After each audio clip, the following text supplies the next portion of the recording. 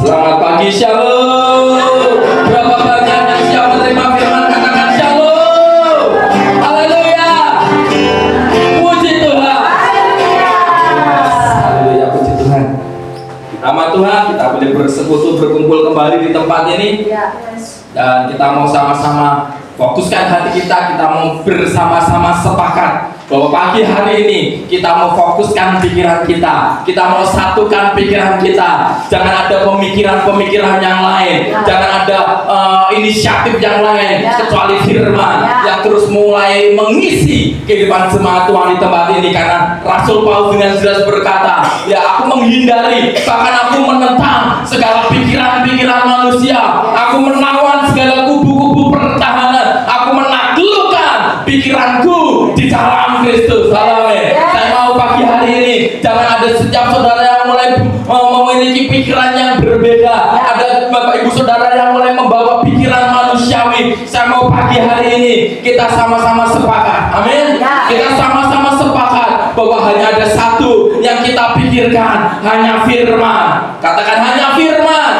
Hanya firman yang mengisi, yang memenuhi batinku, pikiranku saat ini. Dan ketika saudara mengisi hati, pikiran, batin dengan firman, maka akan muncul suatu paradigma yang baru, logika yang baru, bukan logika manusiawi yang terbatas. Amin. Bukan logika manusiawi yang terus dibatasi oleh fakta-fakta lahiriah, tetapi ada paradigma Kristus, ada logika ilahi yang akan terus mengisi hati, batin, pikiran Bapak Ibu. Puji nama Tuhan. Saya percaya Bapak Ibu Saudara sudah siap menerima firman Tuhan pagi hari ini. Haleluya. Mari kita belajar bagaimana penguasaan diri yang pertama, yaitu pikiran. Ya, pikiran adalah medan peperangan. Pikiran itu mengendalikan hidup kita. Itu sebabnya jangan biarkan pikiran kita dikendalikan oleh dunia. Jangan biarkan pikiran kita dikendalikan dengan prinsip-prinsip dunia, dengan logika manusia. Tapi biarlah pikiran kita dikendalikan oleh firman. Ya, jangan biarkan pikiran kita terus berkecamuk. Jangan biarkan pikiran kita terus alami peperangan. Orang yang alami peperangan tidak akan pernah bisa dibangun. Pikiran yang terus alami peperangan, pertentangan, perdebatan tidak akan pernah bisa bertumbuh. Itu sebabnya jangan biarkan. Katakan sama-sama, aku tidak biarkan. Aku tidak izinkan pikiranku diserongkan, disesatkan, dipenuhi dengan prinsip-prinsip dunia. Aku hanya izinkan firman yang berdaulat, yang bertata, yang mengisi jalan hidupku. Jangan biarkan ada pikiran yang berbeda. Walaupun mungkin orang juga berkatakan orang kan beda-beda, karakter orang macam-macam, itu pikiran dan prinsip dunia. Tetapi di dalam Tuhan, Rasul Paulus dengan jelas berkata, aku menentang perdebatan itu, aku menentang pikiran manusia, aku menawan itu, bahkan aku menaklukkannya di dalam Kristus. Hal itu juga yang Rasul Paulus katakan dan sampaikan kepada setiap jemaat yang dia layani. Dia tidak mau ada pikiran yang berbeda, dia tidak mau ada prinsip yang berbeda. Karena saya percaya kalau sumbernya sama, pasti hasilnya sama. Walaupun mungkin prosesnya beda, prosesnya beda. Untuk menuju ke situ mungkin yang dialami Mbak Tika, yang dialami Pak Diki beda, yang saya alami beda dengan Tante. Prosesnya pasti berbeda, tetapi karena sumbernya sama, hasilnya pasti sama. Mungkin jalannya saja yang berbeda, mungkin prosesnya saja yang berbeda, tapi hasilnya pasti sama. Dia akan menghasilkan pribadi yang berkarakter Kristus, pribadi yang memiliki pikiran dan perasaan yang sama, seperti yang ada di dalam diri Kristus, Tuhan Yesus Kristus. Itulah hasilnya. Makanya jangan biarkan pikiran kita terus diserongkan, terus disesatkan dengan pikiran-pikiran manusia, dengan perkataan-perkataan yang bukan berasal dari firman. Puji nama Tuhan. Hal yang kedua yang perlu kita kuasai adalah perkataan. Amin. Hal kedua yang perlu kita kendalikan di dalam penguasaan diri, di dalam pengendalian diri adalah perkataan. Ya mungkin suami mulai ngelirik istrinya, ma, kendalikan dirimu, ma. Jangan ngomel terus, ma, di rumah. Kendalikan perkataanmu, ma. Ya jangan ngomel terus, ya. Mungkin kalau bisa nyenggol istrinya disenggol dulu, ma. Dengar, ma. Pengendalian diri, ma. Perkataan, jangan ngomel terus, ya. Karena memang ya penelitian itu berkata kalau wanita itu memang lebih banyak berkata-kata, lebih banyak ngomong. Kebutuhan wanita untuk berbicara itu jauh lebih banyak daripada laki-laki. Ya, pria itu nggak begitu banyak ngomong, makanya ada kata-kata laki-laki tidak bercerita, tapi makanya banyak ya, makanya banyak ya. Nggak bercerita tapi ngunyah aja ya, makanya banyak ya. Kalau wanita tuh lebih banyak dan dia butuh mengeluarkan kata-kata. Jadi banyak energi yang disimpan itu dipakai hanya untuk ngomong aja ya. Ya, 20.000 ya, penelitiannya tuh ya sekitar itulah 20.000 kata atau 20.000 komunikasi yang perlu dikeluarkan oleh wanita setiap harinya. Ya, beda dengan pria tidak begitu banyak. Kalau wanita memang itulah kebutuhannya. Ya, dia lebih banyak butuh untuk berkomunikasi, berkata-kata. Apakah tidak boleh? Nah, kalau kita lihat mengendalikan diri, penguasaan diri untuk berkata-kata, apakah terus wanita terus dibuka nggak boleh ngomong? Nggak bisa juga. Apa yang dimaksud dengan mengendalikan diri, berkata-kata? Apakah tidak boleh banyak ngoceh? Sama-sama mulu mah, dengar kok banyak mabuk, nggak boleh banyak ngomong bu, harus kendalikan mah, harus kendalikan bu. Ya, apakah seperti itu? Ya, kalau pria memang tidak banyak bicara. Ada sih. Ya ada tapi enggak ya rata-rata enggak banyak lah. Ya yang kawannya paling banyak lah itu yang dia aja. Oh, nah itu yang di rumah ngomongnya paling banyak. Ya kalau saya enggak banyak ngomongnya. Ya ini saya udah terlalu banyak ngomong ini. Ya ini stok ngomong saya seminggu ini udah saya keluarkan di hari Minggu ini. Ya seminggu ke depan saya ditanya sudah enggak ada suaranya. Pak makan pak. Udah kayak limbah, tahu limbah? Ya nggak ada suaranya. Pak makan pak. Gitu ya. Gitu ya. Itu kan awal pria udah. Ya ini saya udah banyak sekali ngomongnya nih, terlalu banyak ya. Karena sejatinya ya. Ya kenapa seseorang itu banyak bicara itu bukan hanya soal gender, ya bukan hanya soal wanita pria, tetapi itu juga dipengaruhi oleh lingkungan, dipengaruhi oleh keluarga. Ya kalau orang mamanya itu pendiam, rata-rata anaknya itu juga nggak banyak ngomong, ya. Tetapi lihatlah tuh istri, ya mama yang cerewet, anaknya pintar ngomong semua, ya. Itu tuh kayak menurun gitu ya. Ya karena itu apa? Bagian dari pendidikan. Ada banyak keluarga yang mengatakan anak nggak boleh banyak ngomong, nggak boleh banyak cerita. Ketika anaknya cerita, udah diam aja. Nah itu juga membuat seorang anak itu juga dia tidak terlatih untuk berbicara, terbuka. Itu yang saya alami. Ya, saya termasuk orang yang tidak banyak berbicara dan tidak bisa untuk mengeluarkan perasaan. Kalau nggak dipancing-pancing ya enggak, ya diem aja gitu. Karena memang dari kecil saya sudah terbiasa dan dibiasakan. Nggak banyak ngomong dan kebetulan mama itu pendiam.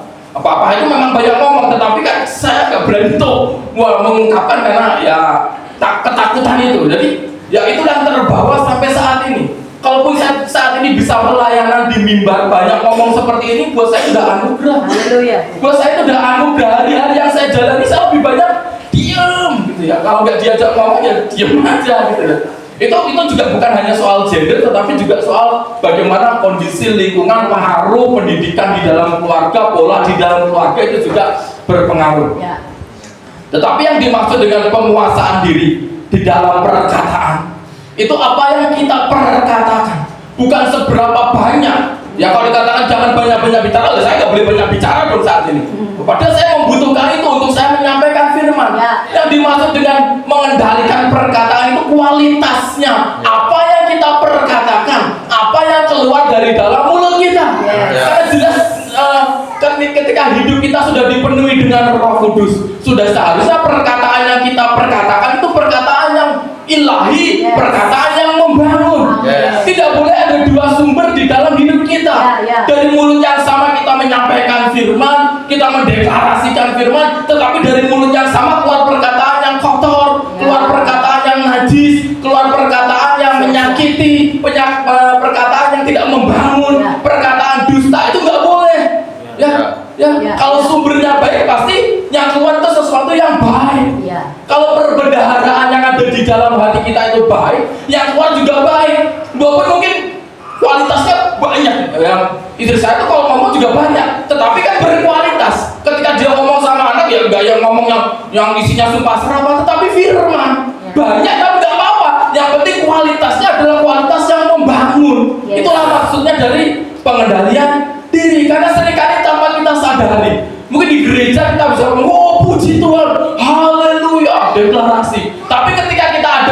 tengah orang-orang yang tidak mengenal kebenaran, ya, tidak mengenal firman, yang perkataannya penuh dengan hal-hal yang kotor, kita kemudian menjadi sama, ya. Kita kemudian seperti tertular dengan perkataan orang-orang dunia, sehingga kita tidak lagi memunculkan atau menampakkan identitas kita sebagai anak Tuhan. Sama aja perkataan kita di tengah orang-orang yang tidak mengenal kebenaran. Itu yang tidak boleh, itu yang harus dikuasai, itu yang harus dikendalikan, itu yang harus dikendalikan, bukan soal banyaknya. Ya memang seorang wanita itu lebih banyak kan berbicara, tetapi apa kualitas dari pembicaraan itu? Apakah hanya cuma ngomongin orang, ngomongin tetangga, atau cuma ngomel-ngomel aja, tetapi kualitasnya apa? Ya, itu yang Tuhan mau. Coba kita lihat di dalam Efesus 4. Efesus 4 ayat 29. Sambil saya minta tolong nanti yang bawa HP dibacakan dalam terjemahan sederhana Indonesia. TSI. Efesus pasal 4 ayat yang ke-29.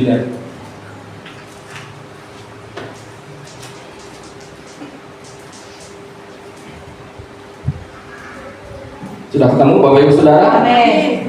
Kita baca bersama-sama. Perikop ini berbicara mengenai manusia baru, yaitu manusia yang sudah hidup dan dipimpin oleh Roh Kudus.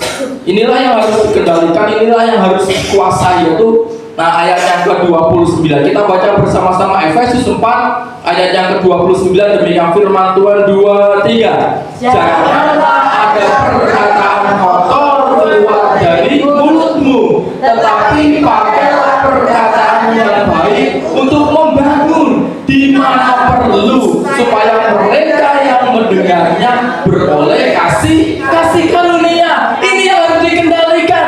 Dimanapun kita berada, dengan siapapun kita berinteraksi, dalam kondisi apapun, yang Tuhan mau jangan ada perkataan yang kotor, jangan ada perkataan yang keluar dari kebenaran. Segala sesuatunya harus membangun.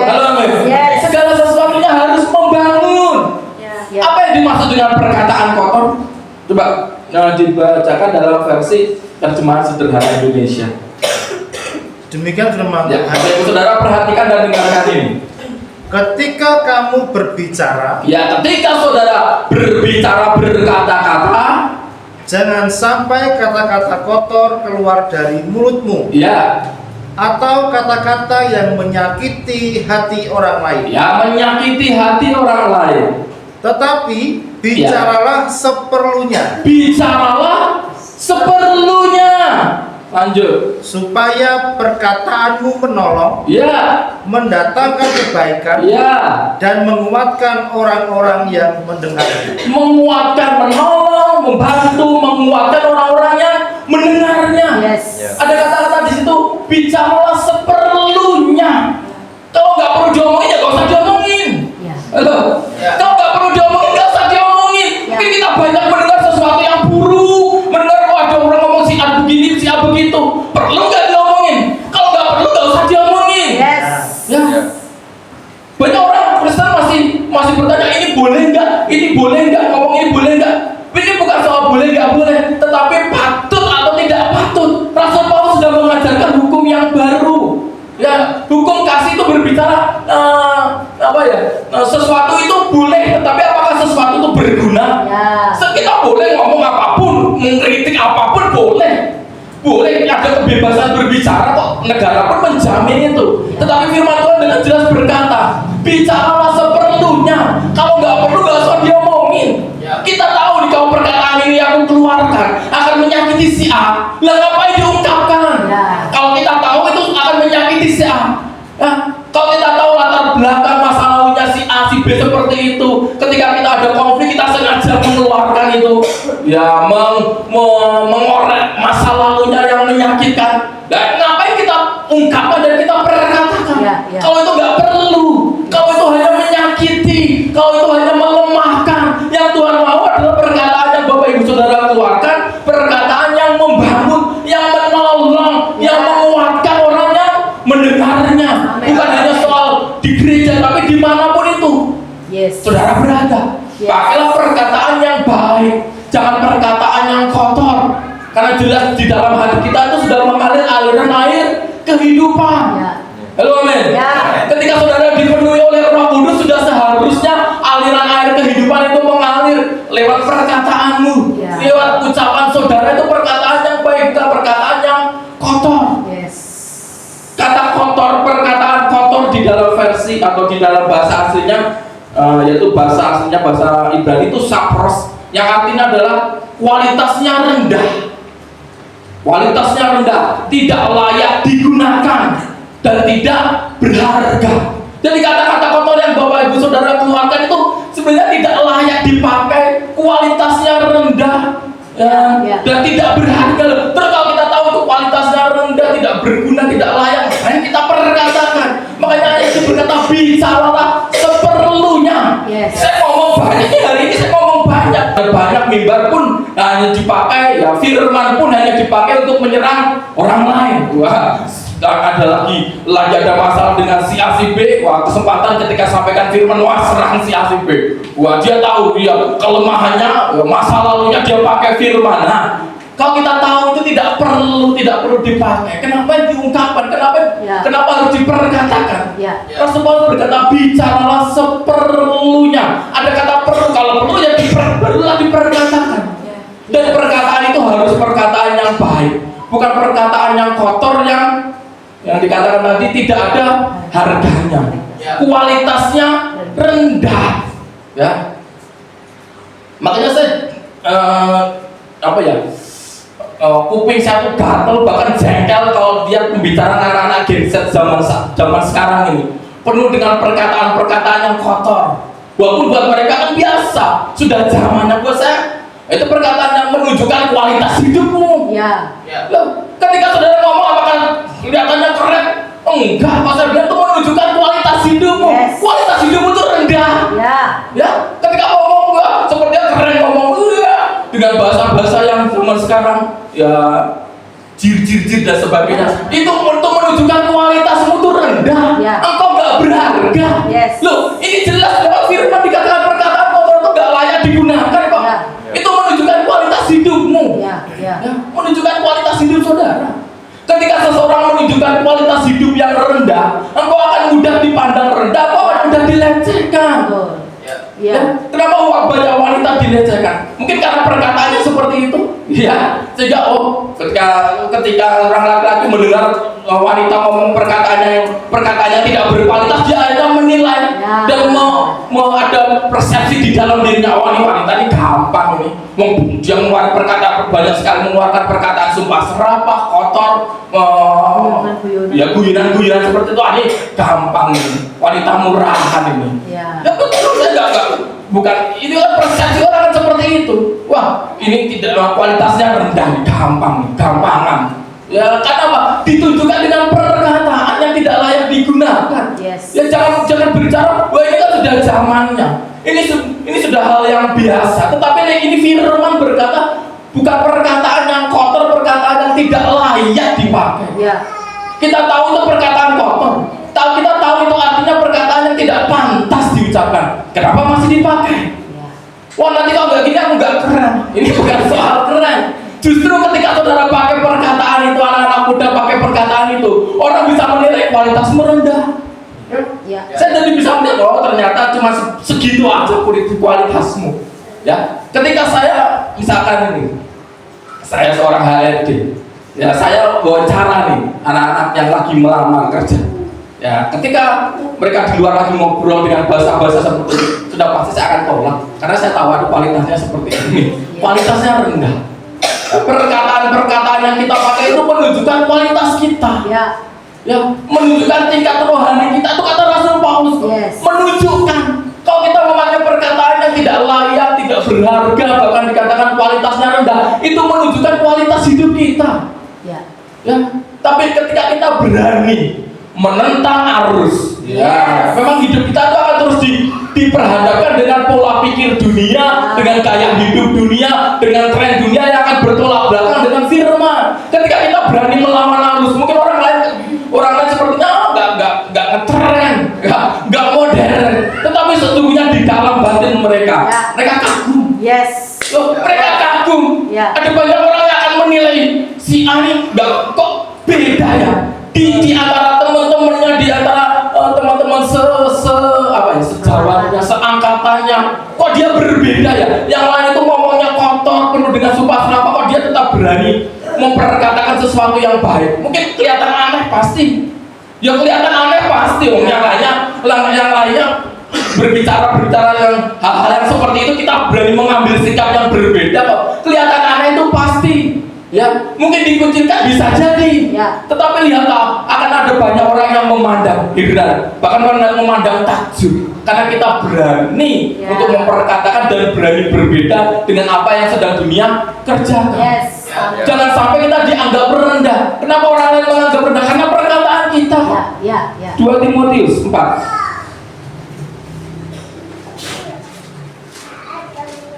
1 Timotius 4 ayat yang ke-12. 1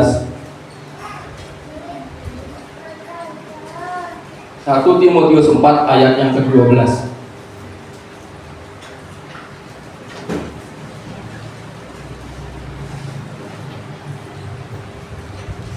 Sudah ketemu Bapak Ibu Saudara? Kita baca bersama-sama dengan suara yang keras. Mari anak-anak muda, baca ini, pahami ini. 1 Timotius 4 ayat yang ke-12, kita baca bersama-sama dengan suara yang keras. Demikian firman Tuhan 2-3. Jangan seorang pun menganggap engkau rendah karena engkau muda. Jadilah teladan bagi orang-orang percaya dalam perkataanmu, dalam tingkah lakumu, dalam kasihmu, dalam kesetiaanmu, dan dalam kesucianmu. Orang akan bisa memandang kita rendah karena apa? Perkataan kita, karena tingkah laku kita, karena di sini dikatakan perkataan, tingkah laku, kasih, kesetiaan kita. Itu menunjukkan kualitas diri kita. Itu menunjukkan kualitas kita. Makanya orang bisa memandang rendah.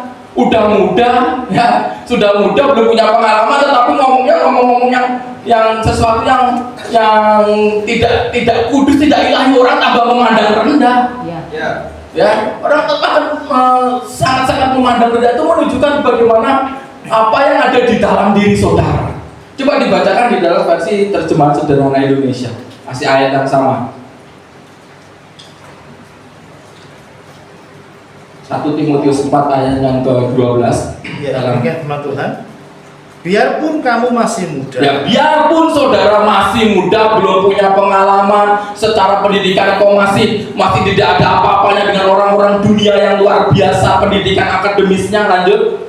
Jangan sampai ada orang yang meremehkanmu. Jangan sampai ada orang meremehkan saudara. Ya, banyak orang akan meremehkan, memandang rendah karena apa? Lanjut.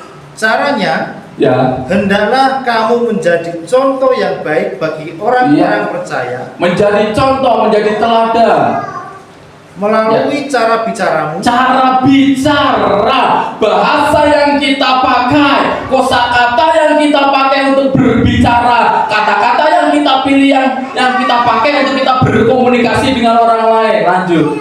Gaya hidupmu, apa yang saudara pakai, apa yang saudara kerjakan, bagaimana gerak-gerik saudara. Lanjut. Kasihmu, ya, keyakinanmu, ya, dan cara hidupmu yang suci dan dipimpin Roh Allah. Cara hidup saudara yang suci dan dipimpin oleh Roh Allah. Orang yang sudah dipimpin oleh Roh Kudus tidak akan mungkin bisa memperkatakan perkataan yang tidak berguna, yang kualitasnya rendah, yang tidak layak dipakai.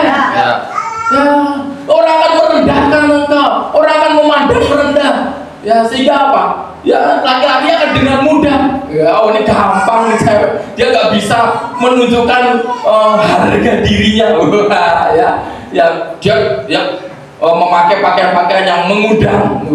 Nah, itu juga berpengaruh. Bagaimana cara kita berpakaian, bagaimana cara kita berbicara, ya, bagaimana cara kita merespon.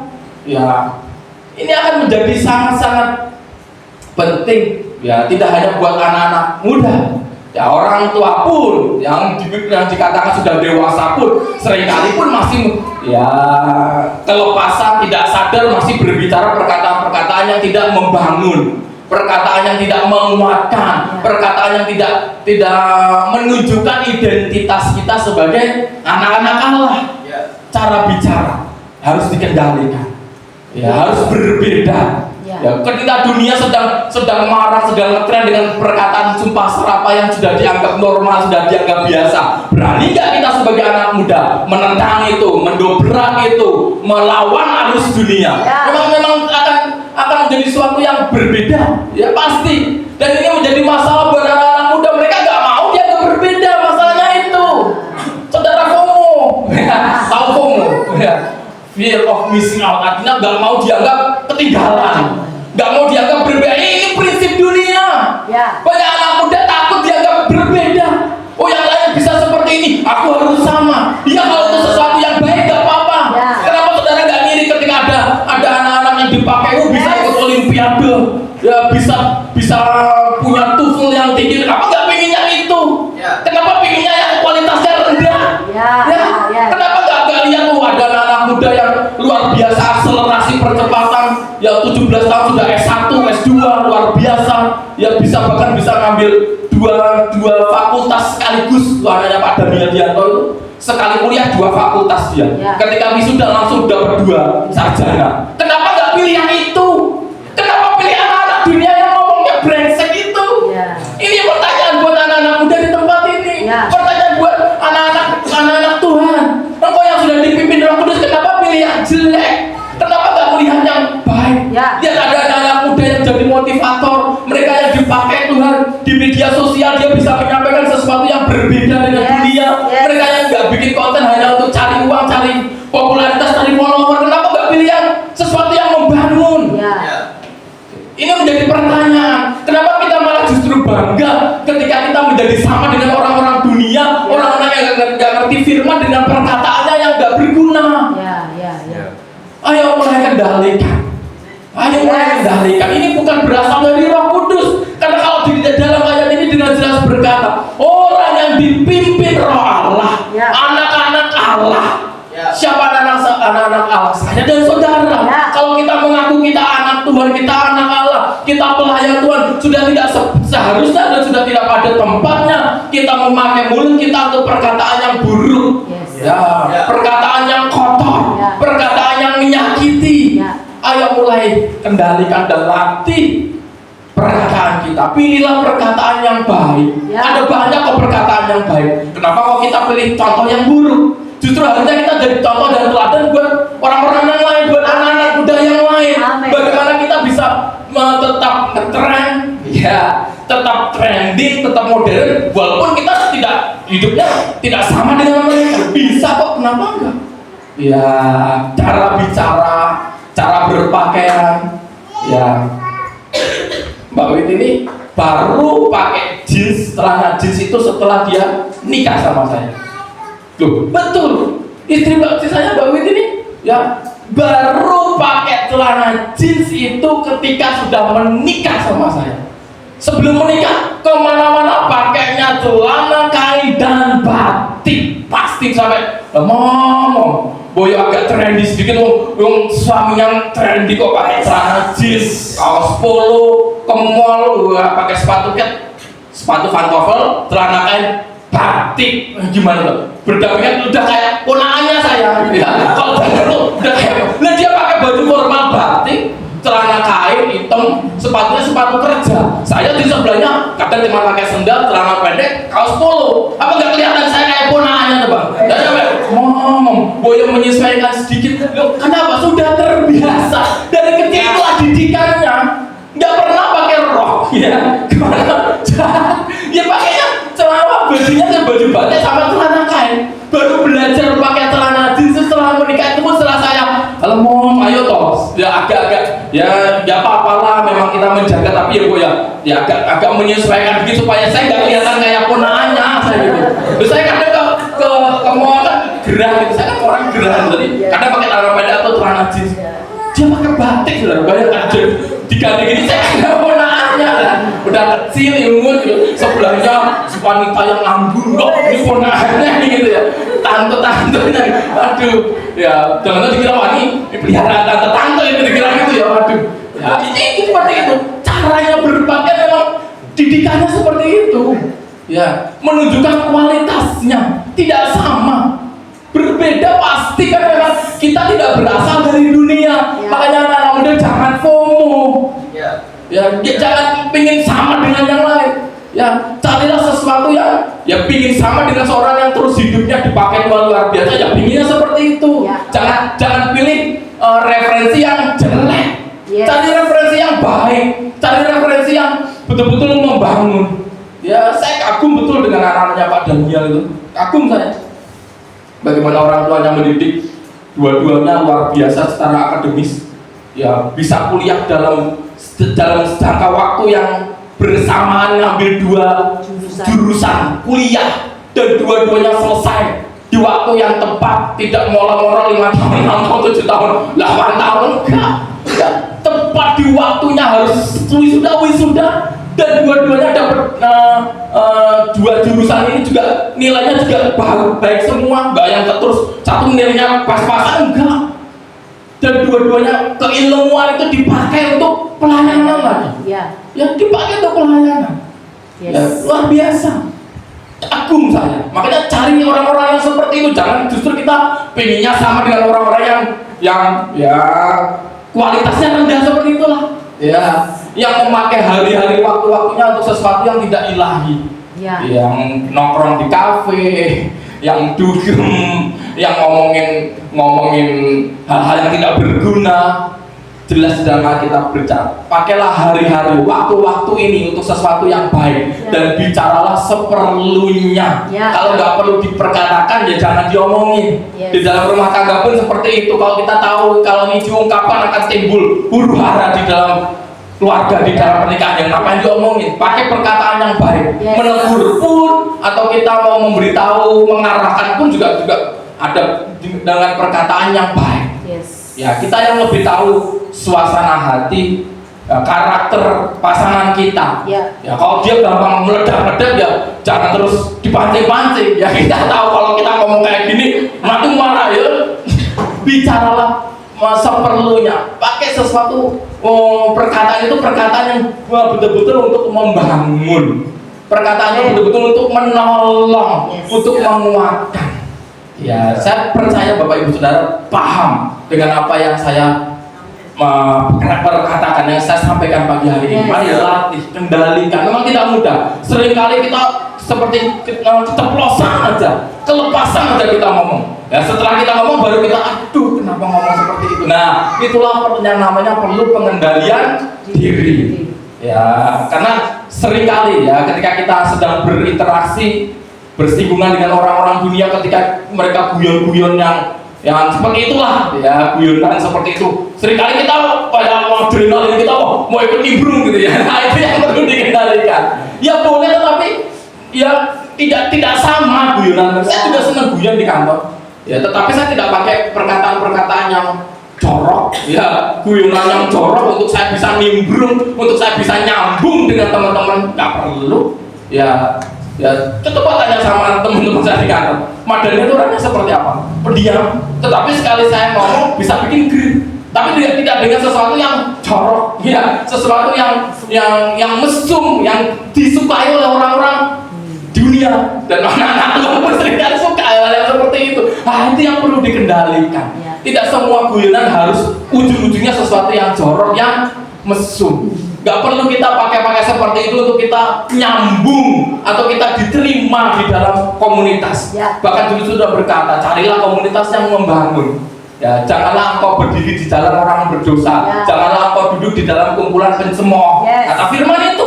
Ya. Artinya ketika kita ada di dalam satu komunitas, kita harus pilih-pilih. Lah kalau komunitasnya brengsek semua, perkataannya gak berkualitas, ngapain kita nyinggung di situ? Ya. Kalaupun kita harus ada di tengah-tengah komunitas seperti itu karena kondisi dan situasi, pakailah perkataan yang membangun. Amin. Ya. Amin. Yes. Pakailah perkataan yang menolong. Ya. Mereka yang mendengar. Ya. Oh, tadi jadi aneh dong. Apa ya? Ambon, nggak meleburnya biar aja. Memang kita nggak sama, ngapain kita harus melebur dengan mereka? Justru mereka yang harus mengikuti jalan hidup kita. Kita jadi contoh dan teladan, kata 1 Timotius. Kita yang jadi contoh dan teladan. Bukan kita justru mengikuti mereka. Hati-hati di dalam perkataan, karena sesuatu yang kita perkatakan, sesuatu yang perkataan yang sia-sia, itu juga harus kita pertanggung dipertanggungjawabkan di hari penghakiman. Nah, PR-nya Bapak Ibu Saudara, nanti cari ayatnya di Alkitab masing-masing. Nah, sampai rumah cari ayatnya. Oh, mana? Ayat yang berkata perkataan yang sia-sia itu harus dipertanggungjawabkan di hari penghakiman. Cari ya PR-nya dan renungkan itu. Kalaupun selama ini kita sudah sering kali memperkatakan sesuatu yang sia-sia. Oh, saya nggak ngomong kok, saya ngetik, ya sama aja. Ya. Saya nggak ngomong kok ya, mulut saya diem, tapi ngetiknya di statusnya ketika WhatsApp dengan temennya, komunikasi dengan temennya di grup, wah perkataan yang kasar semua, ya sama aja. Ya, bukan mulut yang bicara, tetapi jempol yang ngetik, sama aja. Itu kan juga keluar dari pikiran, gitu loh. Ya, jangan ngeles. Nah, anak muda, saya nggak ngomong bang, cuma ngetik kok, cuma ngetik, sama aja. Ya. Yang pasti itu keluar dari dalam pikiran saudara. Ya, karena anak muda juga sekarang juga ya komunikasinya nggak ketemu ya, seringkali cuma di grup aja lah, tapi grupnya isinya wah perkataannya sama aja, ya sama aja. Jadi ya itu menunjukkan bagaimana kualitas. Sekali lagi, ya perkataan yang tidak berguna, perkataan yang tidak berkualitas nggak usah diucapkan. Ya. Itu menunjukkan jati diri saudara yang juga nggak berkualitas. Ya. Dengan engkau menunjukkan ke jati dirimu yang tidak berharga, tidak berkualitas, orang akan mudah mempermainkan, orang akan mudah meremehkan. Laki-laki akan mudah meremehkan engkau. Ya, para wanita jaga diri. Caranya bagaimana? Cara saudara berkata-kata. Cara saudara bertingkah laku, gaya hidupmu, mari ayo dikendalikan, ayo diatur. Jangan sampai laki-laki menganggap rendah. Ya, laki-laki menganggap ini kualitasnya sama seperti wanita-wanita yang gampang dipermainkan. Nah, itu menunjukkan bagaimana kehidupan Bapak Ibu Saudara. Minggu depan kita masih mau terus berbicara atau kita masih terus membahas tentang perkataan. Tapi pagi hari ini saya cukupkan firman Tuhan. Yalah firman ini boleh menjadi rema atas kehidupan Bapak Ibu Saudara.